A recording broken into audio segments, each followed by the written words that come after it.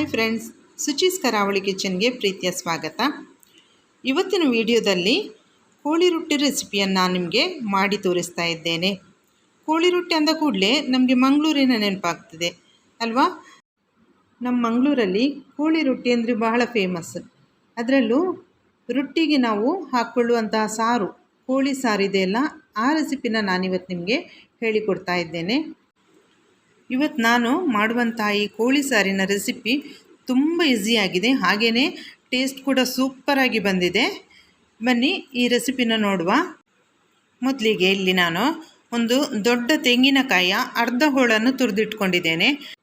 ಅರಿಶಿನ ಪುಡಿ ಹಾಕ್ಕೊಂಡಿಡುವ. ಈಗ ಒಂದು ಬಾಣಲಿಗೆ ಸ್ವಲ್ಪ ಎಣ್ಣೆ ಹಾಕ್ಕೊಂಡು 5-6 ಉದ್ದ ಮೆಣಸನ್ನು ತಗೊಂಡಿದ್ದೇನೆ. ಇದು ಸ್ವಲ್ಪ ಖಾರ ಜಾಸ್ತಿ ಇದೆ, ಅದರಿಂದ ನಾನು ಕಡಿಮೆ ತಗೊಂಡಿದ್ದೇನೆ, ನೀವು ನೋಡಿಕೊಂಡು ಹಾಕ್ಕೊಳ್ಳಿ. ಈಗ ಒಂದು 3-4 ಗಿಡ್ಡ ಮೆಣಸನ್ನು ಕೂಡ ಹಾಕ್ಕೊಂಡು ಫ್ರೈ ಮಾಡಿ ತೆಗಿತೇನೆ. ಯಾಕೆಂದರೆ ಕೋಳಿ ಸಾರು ಯಾವಾಗಲೂ ತುಂಬ ಖಾರ ಆಗಬಾರ್ದು, ಅದ ಮೀಡಿಯಮಲ್ಲಿರಬೇಕು ಅದರ ಖಾರ. ಈಗ ಒಂದು ಹಿಡಿ ಕೊತ್ತಂಬರಿಯನ್ನು ಹಾಕ್ಕೊಂಡು ಫ್ರೈ ಮಾಡಿಕೊಳ್ಳುವ. ಅದಕ್ಕೆ ಅರ್ಧ ಹಿಡಿಯಷ್ಟು ಜೀರಿಗೆ, ಒಂದು ಹಿಡಿ ಕೊತ್ತಂಬರಿ ಬೀಜ ಆದರೆ ಅರ್ಧ ಹಿಡಿಯಷ್ಟು ಜೀರಿಗೆ ಹಾಕ್ಕೊಂಡು ಸ್ವಲ್ಪ ಫ್ರೈ ಮಾಡಿ ತೆಗೆಯುವ. ಜಾಸ್ತಿ ಇದನ್ನು ಕಪ್ಪಾಗಿ ಫ್ರೈ ಮಾಡಬಾರ್ದು. ಈಗ ಅದೇ ಬಾಣಲಿಗೆ ಒಂದು ಈರುಳ್ಳಿಯನ್ನು ಕೂಡ ಫ್ರೈ ಮಾಡ್ಕೊಳ್ತೇನೆ. ಈ ಈರುಳ್ಳಿಯ ಹಸಿ ವಾಸನೆ ಹೋಗಬೇಕು, ಅಷ್ಟರ ತನಕ ಇದನ್ನು ಸ್ವಲ್ಪ ಫ್ರೈ ಮಾಡಿಕೊಳ್ಳುವ. ಈರುಳ್ಳಿ ಸ್ವಲ್ಪ ಕೆಂಪಾಗಿ ಫ್ರೈ ಆದಾಗ ಇದಕ್ಕೆಲ್ಲ ಗರಂ ಮಸಾಲವನ್ನು ಸಹ ಹಾಕ್ಕೊಳ್ತೇನೆ. ಈಗ ಇದಕ್ಕೆ ಒಂದು ಹಿಡಿ ಕರಿಬೇವನ್ನು ಕೂಡ ಹಾಕ್ಕೊಂಡು ಸ್ವಲ್ಪ ಫ್ರೈ ಮಾಡುವ. ಈಗ ಇದಕ್ಕೆ ಒಂದು 10 ಎಸಳು ಬೆಳ್ಳುಳ್ಳಿಯನ್ನು ಕೂಡ ಹಾಕ್ಕೊಳ್ಳುವ. ಹಾಗೆಯೇ ಒಂದು ಅರ್ಧ ಟೀ ಸ್ಪೂನ್ ಕಸಕಸೆ ಕೂಡ ಹಾಕೋತಿದ್ದೇನೆ. ಇದನ್ನು ನಾನು ಕೊನೆಗೆ ಹಾಕ್ತೇನೆ, ಏಕೆಂದರೆ ಅದು ಬೇಗನೆ ಹಾಕಿದರೆ ಕಪ್ಪಾಗಿ ಹೋಗ್ತದೆ. ಇದನ್ನು ಸ್ವಲ್ಪ ಫ್ರೈ ಮಾಡಿಕೊಂಡ್ರೆ ಸಾಕು.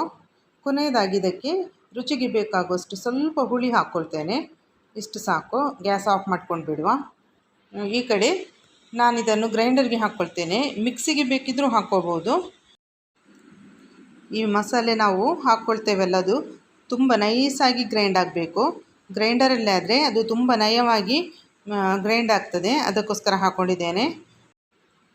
ಹಾಗಾದರೆ ಮಾತ್ರ ನಾವು ಮಾಡುವ ಕೋಳಿ ಸಾರು ತುಂಬ ಟೇಸ್ಟಿಯಾಗಿ ಬರ್ತದೆ. ನೋಡಿ, ಈಗ ನಾನು ಮಾಡಿಟ್ಕೊಂಡಿರುವ ಗರಂ ಮಸಾಲೆ ಅದನ್ನು ಕೂಡ ಹಾಕ್ಕೊಳ್ತಿದ್ದೇನೆ.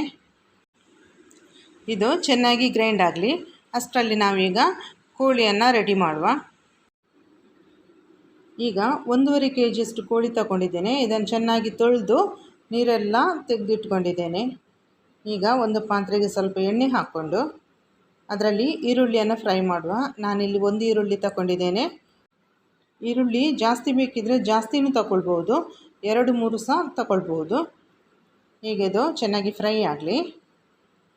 ಸ್ವಲ್ಪ ಕೆಂಪಗಾದಾಗ ನಾವು ಕ್ಲೀನ್ ಮಾಡಿಟ್ಕೊಂಡಿರುವ ಚಿಕನ್ ಪೀಸ್ಗಳನ್ನೆಲ್ಲ ಇದಕ್ಕೆ ಹಾಕ್ಕೊಳ್ಳುವ.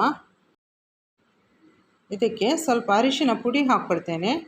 ಅರಿಶಿನ ಪುಡಿ ಮತ್ತು ಸ್ವಲ್ಪ ಉಪ್ಪನ್ನು ಹಾಕ್ಕೊಂಡು ಇದನ್ನು ಬೇಯಿಸುವ.